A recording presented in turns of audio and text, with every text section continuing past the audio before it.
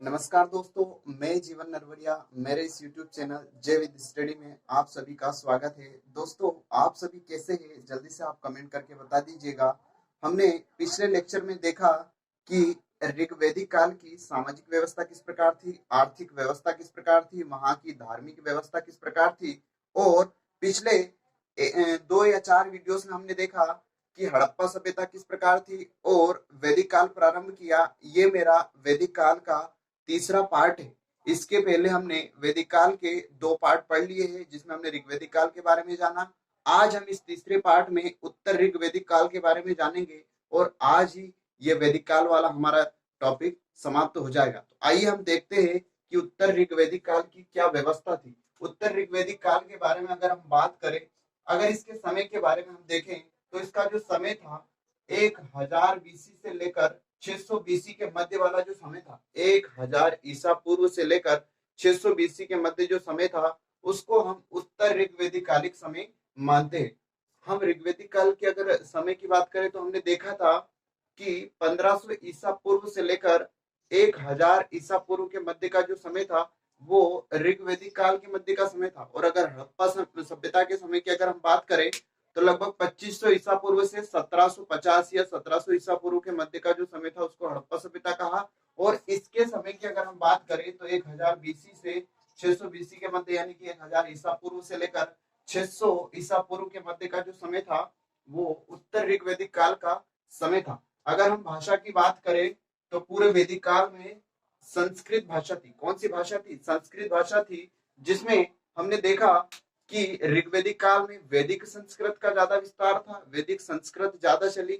और उत्तर ऋग्वैदिक काल में लौकिक संस्कृत का ज्यादा विस्तार था। यहाँ पर लौकिक संस्कृत देखने को मिलती है। तो उत्तर ऋग्वैदिक काल की अगर भाषा की बात आ जाए कि उत्तर ऋग्वैदिक काल में कौन सी संस्कृत जानी जाती थी या कौन सी संस्कृत चलती थी, तो वहां पे लौकिक संस्कृत चलती थी। कौन सी संस्कृत? लौकिक संस्कृत। प्रमुख रचनाओं की बात करें तो हमने देखा था कि ऋग्वैदिक काल में ऋग्वेद की रचना हुई। किसकी रचना हुई? ऋग्वेद की रचना हुई। यहाँ पर और 3 प्रमुख वेद जो बचे थे, जिसमें यजुर्वेद, सामवेद और अथर्ववेद, इन तीनों प्रमुख वेदों की रचना उत्तर ऋग्वैदिक काल में हुई। तो याद रखिएगा कि ऋग्वेद की रचना ऋग्वैदिक काल में हुई और उत्तर ऋग्वैदिक काल में यजुर्वेद, सामवेद और अथर्ववेद की रचना हुई। अब हम देखते हैं कि ऋग्वेद उत्तर ऋग्वैदिक काल की सामाजिक व्यवस्था किस प्रकार थी। तो सामाजिक व्यवस्था के बारे में अगर हम बात करें तो इस काल में आर्यों ने स्थायी जीवन को अपनाया। किसको अपनाया? स्थायी जीवन को। किस जीवन को अपनाया? स्थायी जीवन। इससे पहले जो ऋग्वैदिक काल में जो समाज रहता था, जो आर्य लोग रहते थे, वो क्या करते थे? कबीले के रूप में रहते थे। किस रूप में रहते थे? कबीले के रूप में। लेकिन इस समय के जो आर्य थे वो स्थायी जीवन जीने लग गए थे, एक जगह ही स्थायी गांव में रहने लग गए थे। इन्होंने कबीलाई समर सत्ता का क्या कर दिया था? त्याग कर दिया था। तो याद रखिएगा, उत्तर ऋग्वैदिक काल में लोगों ने स्थायी जीवन जीना प्रारंभ कर दिया था, इसमें कबीले के रूप में नहीं रहते थे। उसके बाद समाज 4 भागों में विभाजित हो गया था। इससे पहले समाज का कोई विभाजन नहीं था, समाज में कोई वर्ण व्यवस्था नहीं थी, लेकिन उत्तर ऋग्वैदिक काल में समाज का विभाजन प्रारंभ हो चुका था और यहीं से समाज विभिन्न विभिन्न वर्गों में विभाजित हो गए। अगर हम उत्तर ऋग्वैदिक काल की बात करें, समाज को कितने भागों में बांटा गया? 4 भागों में बांटा गया, जिसमें 4 प्रमुख भाग थे: ब्राह्मण, क्षत्रिय, वैश्य और शूद्र। सबसे उच्च वर्ग था ब्राह्मण, उसके बाद आता है क्षत्रिय, उसके बाद आता है वैश्य और लास्ट में आता है शूद्र वर्ग। अगर ब्राह्मण, क्षत्रिय और वैश्य तीनों के बारे में बात करें तो इन्हें द्विज कहा जाता था। ये किस आ चुका है दोस्तों कि ब्राह्मण, क्षत्रिय, वैश्य, इन तीनों उच्च वर्गों को, जो उच्चतम वर्ग है, इन्हें क्या कहा गया? द्विज कहा गया। ब्राह्मण की अगर हम बात करें तो ये पुजारी वर्ग था। कैसा वर्ग था? ब्राह्मण पुजारी वर्ग था, जो ब्रह्मा के मुख से निकला। ऐसा माना जाता है कि जो ब्राह्मण वर्ग था उसकी उत्पत्ति ब्रह्मा के मुख से हुई और सबसे उच्चतम वर्ग ब्राह्मण वर्ग है। उसके बाद क्षत्रिय वर्ग आता है, जो शासक वर्ग, जो शासन करता है, जो शासन विभिन्न हमारे हम आगे काल इतिहास में विभिन्न वंश देखेंगे जिसमें शासक अधिकांश कौन करता है? अधिकांश करता है क्षत्रिय शासक वर्ग, जिनकी उत्पत्ति ब्रह्मा की भुजा से हुई। कहां से हुई? ब्राह्मण की पुजारी वर्ग था, ब्रह्मा के मुख से हुई। उसके बाद क्षत्रिय वर्ग, जो शासन करने वाला वर्ग था, जिसकी उत्पत्ति ब्रह्मा की भुजा से हुई। कहां से हुई? ब्रह्मा की भुजा से। उसके बाद आता है वैश्य। कौन सा? वैश्य, वैश्य जो था व्यापारी वर्ग था, जो व्यापार करने वाला वर्ग है वो कौन सा है, वैश्य है। और वैश्य ब्रह्मा की जंगा से इनकी उत्पत्ति हुई, कहां से हुई, ब्रह्मा की जंगा से इनकी उत्पत्ति हुई। लास्ट में आता है शूद्र वर्ग। शूद्र वर्ग का काम था ऊपर वाले जो तीनों उच्च वर्ग है इन तीनों की क्या करना, सेवा करना। और इसकी उत्पत्ति हुई थी ब्रह्मा के चरणों से। तो समाज में ये चार प्रमुख वर्ग थे, ब्राह्मण, क्षत्रिय, वैश्य और शूद्र। ऊपर के तीन वर्गों को द्विज कहा हमने, उसके बाद नीचे वाला इन सभी की सेवा करता था, जो जिसकी उत्पत्ति हुई ब्रह्मा के चरणों से। उपरोक्त तीन वर्गों को क्या कहा गया, द्विज कहा गया, जिन्हें उपनयन संस्कार का अधिकार थे। हम 16 संस्कार पढ़ेंगे, तो इन 16 संस्कारों का अधिकार मात्र इन ऊपर वाले तीन वर्गों को था, निचले वर्ग को नहीं था। तो ये समाज के चार वर्ग है।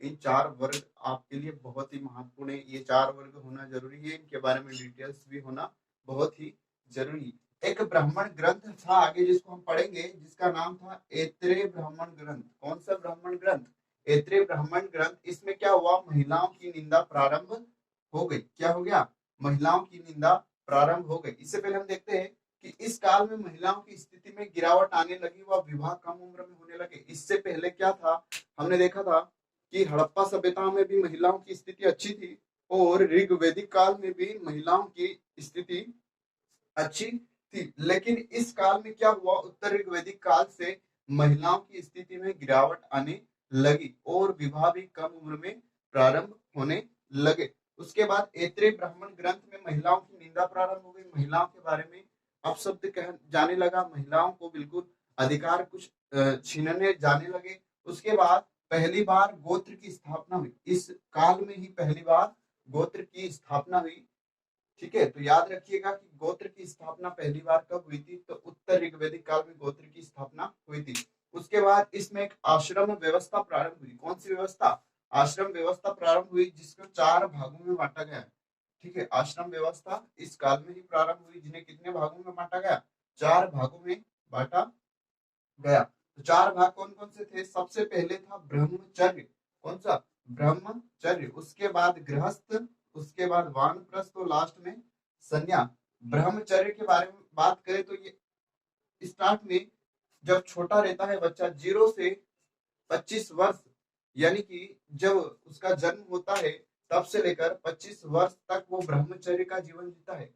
कौन सा जीवन जीता है, ब्रह्मचर्य का जीवन जीता है। उसके बाद गृहस्थ, गृहस्थ जीवन जीता है वो 25 साल से लेकर 50 साल तक, यानी 25 वर्ष की उम्र से लेकर 50 वर्ष की उम्र तक कौन सा जीवन जीता है, गृहस्थ जीवन। उसके बाद 75, 50 से लेकर 75 तक वानप्रस्थ जीवन जीता है। कौन सा जीवन, वानप्रस्थ। और लास्ट में 75 के बाद वो क्या ले लेता है, संन्यास ले लेता। तो इन चार भागों को, आश्रम की चार व्यवस्था को आप जरूर याद रखिए। फर्स्ट है ब्रह्मचर्य, गृहस्थ, वानप्रस्थ और संन्यास। ब्रह्मचर्य 0 से 25 वर्ष, गृहस्थ 25 से 50 वर्ष, वानप्रस्थ 50 से 75 वर्ष, लास्ट में संन्यास 75 से 100 वर्ष तक।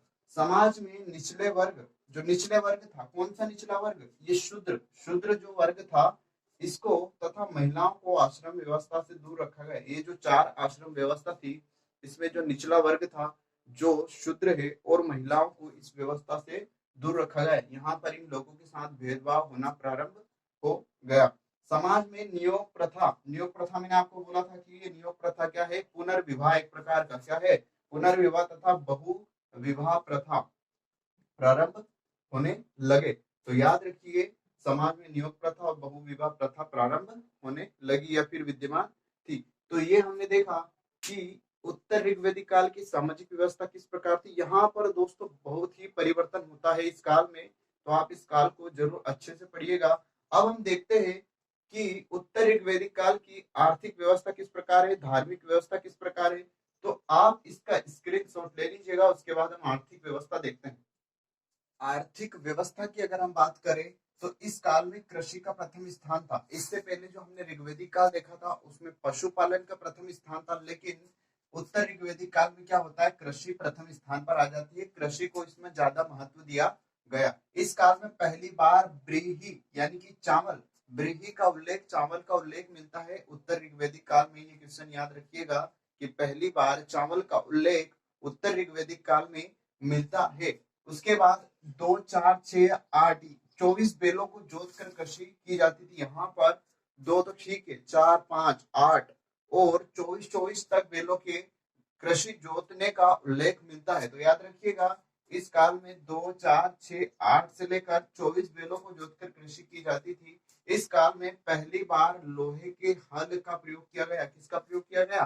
पहली बार लोहे के हल का प्रयोग किया गया, जिसमें क्या हुआ? कृषि में विस्तार हुआ। क्या हुआ? जिससे कृषि में वृद्धि हुई। अगर लोहे के हल का प्रयोग किया जाने लगा तो कृषि में ज्यादा वृद्धि हुई। उसके बाद सोना, एजी, सीए, जीएन, एफई यानी कि सोना, सिल्वर, कैल्शियम, जिंक, आयरन जैसी धातुओं का व्यवसाय किए जाने लगा। तो इन सभी धातुओं का व्यवसाय भी इस काल में प्रारंभ हो गया। इस काल में विनिमय के लिए मुद्रा का प्रयोग होता था। इसका प्रयोग होता था। इससे पहले मुद्रा नहीं थी विनिमय के लिए, लेकिन इस काल में विनिमय के लिए किसका प्रयोग होने लगा था? मुद्रा का प्रयोग होने लगा था। एक ब्राह्मण ग्रंथ था जिसका नाम था शतपथ ब्राह्मण ग्रंथ, जिसके रचनाकार थे याज्ञवल्क्य। कौन थे?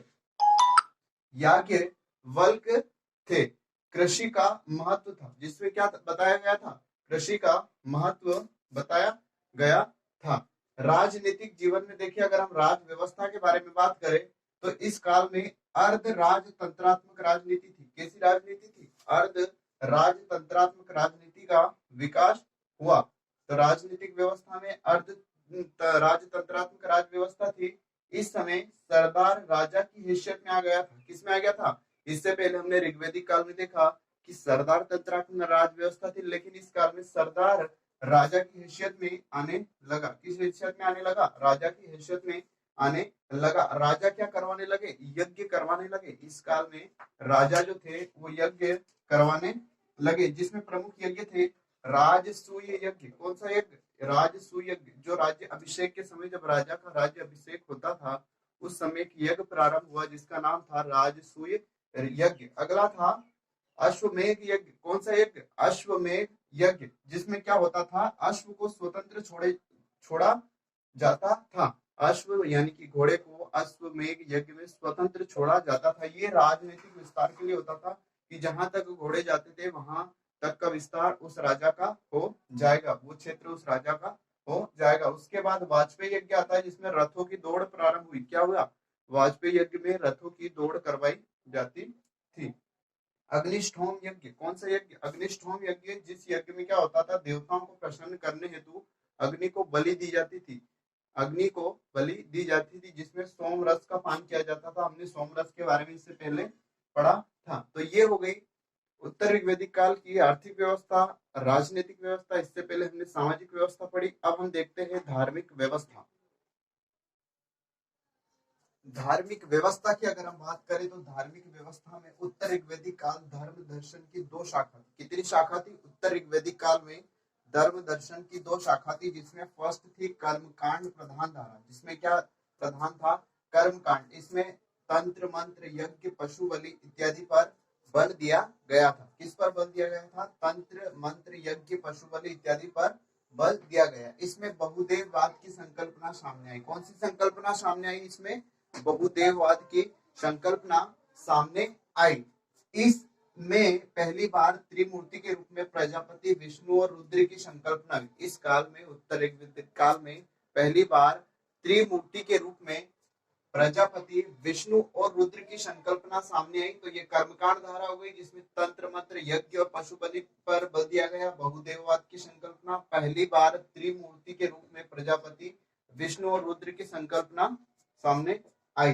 ज्ञान मुक्त धारा। अगर हम ज्ञान मुक्त धारा की दूसरी धारा के बारे में बात करें तो ये उपनिषदीय धारा थी। कौन सी धारा? इसे उपनिषदीय धारा भी कहा गया है। ज्ञान मुक्त धारा का दूसरा नाम है उपनिषदीय धारा। इसमें कर्म कांड और पशु बलि की निंदा की गई। क्या किया गया? इस ज्ञान मुक्त धारा में या ज्ञान युक्त धारा में क्या हुआ? कर्म कांड और पशु बलि की निंदा की गई। इन्होंने यज्ञ को टूटी हुई नाव की संकल्पना दी, या उसके समान माना। तो याद रखिए, ज्ञान युक्त धारा में जो यज्ञ था उसे क्या कहा गया? टूटी हुई नाव की तरह। तो याद रखिएगा, बहुत इंपॉर्टेंट क्वेश्चन है कि उपनिषदीय धारा या ज्ञान युक्त धारा में यज्ञ को क्या कहा गया? तो इसे टूटी हुई नाव कहा गया।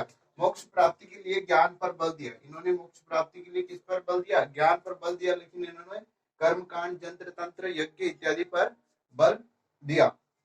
तो यहाँ पर हो गई धार्मिक व्यवस्था, सामाजिक व्यवस्था, आर्थिक व्यवस्था।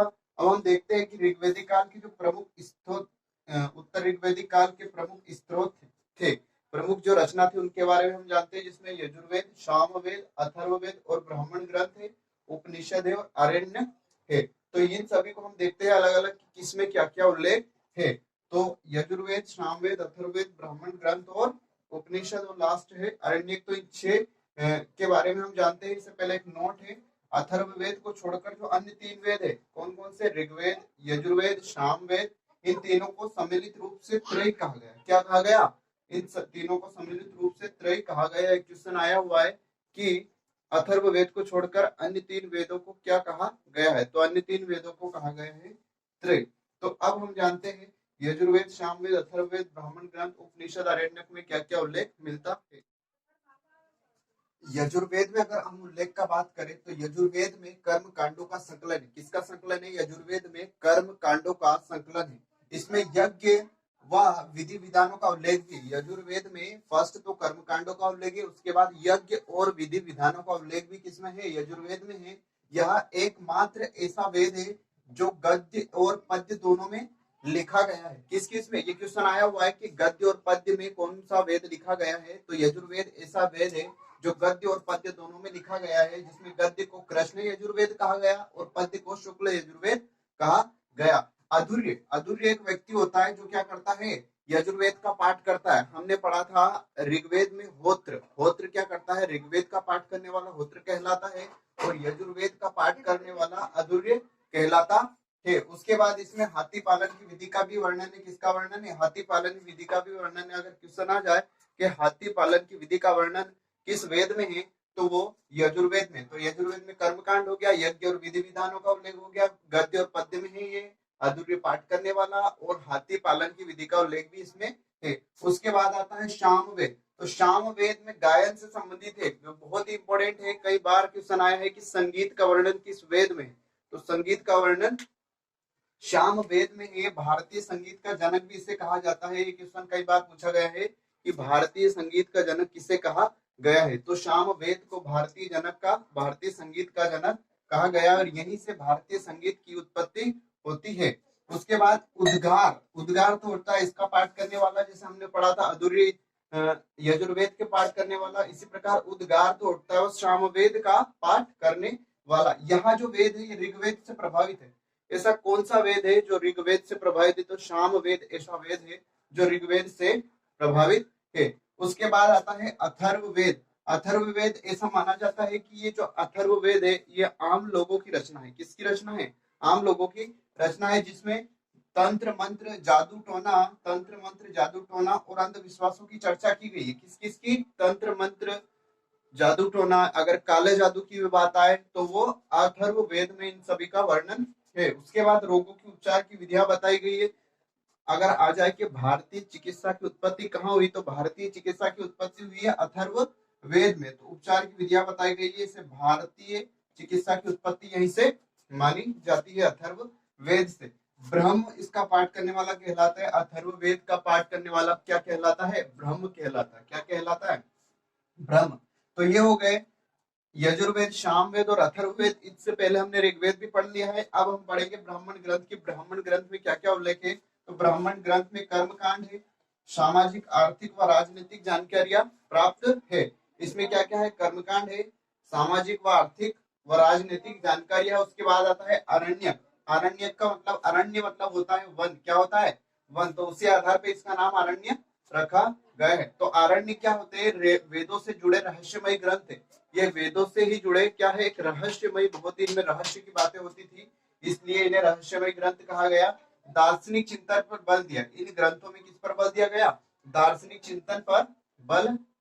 दार्शनिक चिंतन पर क्या किया गया? इसमें बल दिया गया। रहस्यमय होने के कारण इन्हें वनों यानी अरण्य में रखा जाता था, इसलिए अरण्य कहा गया। इन्हें क्या रखा, कहाँ रखा जाता था? वनों में रखा जाता था और वन को ही अरण्य कहा जाता था, और वन में रखे जाने के कारण ही इन्हें अरण्यक कहा गया। तो ये हो गया अरण्यक। उसके बाद आता है उपनिषद। इन्हें वेदांत भी कहा जाता है। उपनिषद को क्या कहा गया? वेदांत। क्वेश्चन आ जाए कि निम्न में से उपनिषद को क्या कहा जाता है, तो वेदांत कहा जाता है। क्या कहा जाता है? वेदांत। और ये भी दर्शन से संबंधित है। उपनिषद भी किससे संबंधित है? दर्शन से संबंधित है। इस उपनिषदों में क्या हुआ? कर्म कांडों, पशु बलि और कर्म कांडों व ज्ञान पर बल दिया गया। मतलब कर्म कांडों व पशु बलि की इसमें निंदा की गई है और ज्ञान पर इसमें बल दिया गया है। किसमें बल दिया गया है? उपनिषद में। इन्हें भारतीय दर्शन का सार भी कहा जाता है। क्या कहा जाता है उपनिषदों को? भारतीय दर्शन का सार कहा जाता है। क्या कहा जाता है उपनिषदों को? भारतीय दर्शन का सार कहा जाता है। क्योंकि आने वाले समय में लगभग सभी जो दार्शनिक थे उन सभी में क्या हुआ? इसका प्रभाव देखा गया। उपनिषद का प्रभाव देखा गया। दार्शनिक मतलब जो भी आगे महान लोग आए, जैसे महात्मा गांधी हो गया, सुभाष चंद्र बोस, उसके बाद स्वामी विवेकानंद हो गए, है ना, रविंद्रनाथ टैगोर, तो इन सभी दार्शनिकों में, महान लोगों में उपनिषदों का प्रभाव देखा गया। लास्ट पॉइंट है नोट, सभा और समिति। सभा और समिति का उल्लेख किसमें होता है? तो अथर्ववेद में सभा और समिति का उल्लेख होता है। सभा और समिति को प्रजापति की दो पुत्रियां कहा जाता है। क्या कहा जाता है? दो पुत्रियां प्रजापति की। क्वेश्चन आया कि प्रजापति की दो पुत्रियां कौन है? तो प्रजापति की दो पुत्रियां है सभा और समिति, जिसका उल्लेख है अथर्व वेद में। तो दोस्तों आज हमने पढ़ा उत्तर ऋग्वेदिक काल। अब हम अगले लेक्चर में पढ़ेंगे बौद्ध धर्म। आप इस लेक्चर्स को कंटिन्यू लीजिए और निश्चित समय अंतराल के बाद आप इनका रिवाइज भी कर लीजिएगा। और मेरे इस चैनल को आप सब्सक्राइब कर लीजिए। अपने दोस्तों को व अपने रिलेशन वालों को इसे शेयर भी कर दीजिए, ताकि वो भी सामान्य ज्ञान की महत्वपूर्ण सीरीज ले सके। इसी के साथ मैं आपसे विदा ले रहा हूँ। जय हिंद, जय भारत।